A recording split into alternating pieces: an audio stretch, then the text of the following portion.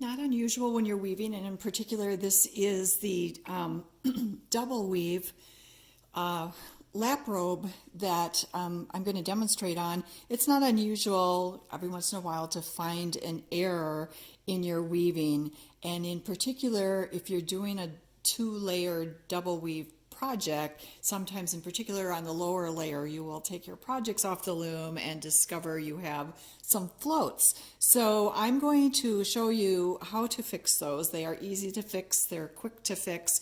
There's a couple ways you can do this. The first one I'm going to show you, because I think it'll be easier for you to see, is I'm actually just going to clip this thread that is the problem, and that's going to open this up.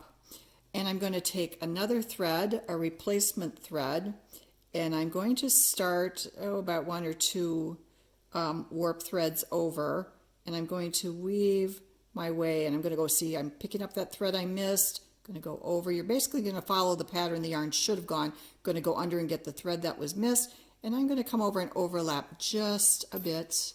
I'm going to pull that through. You can leave a tiny tail if you want, just as a little precaution when you're washing so your end doesn't tuck inside.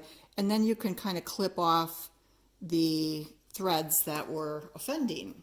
So that is one. I'm going to do this one. Sometimes I like to leave the float thread in, depending on what you're doing. Sometimes it's a little easier to see. And see, all I'm doing is I'm going over, and you have to dip down.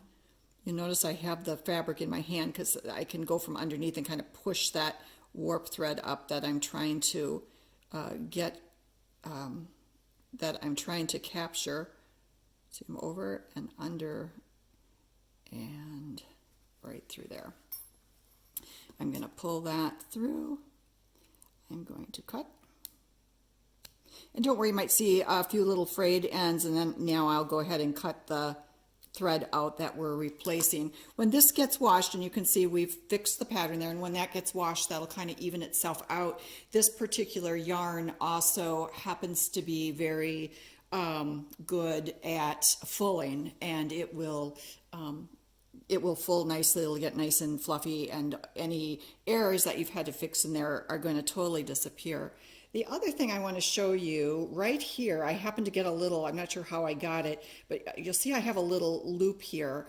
This will sometimes happen along the edges of your weaving where you get a loop on the edge, and if they're really obvious and they stand out, you can work them in just like I'm going to do with this. I'm just going to take this thread and I'm just going to ease it with again, I've got a blunt end tapestry needle. You can do whatever works for you, and I'm just going to kind of ease it across a little bit to dissipate some of that excess. And again, when that washes, it will you won't even know that you had a problem spot there. So I hope that's helpful. Again, quick and easy. Sometimes you'll get super long floats that'll go over several inches.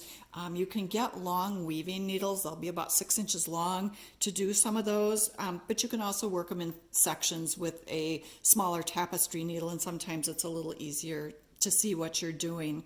So good luck getting your projects finished. This blanket now is going to go into the wash to be fulled, and then any of these little ends that are sticking up from some of these repairs we made, once it comes out of the wash, I'll trim those off close, and we'll be all done.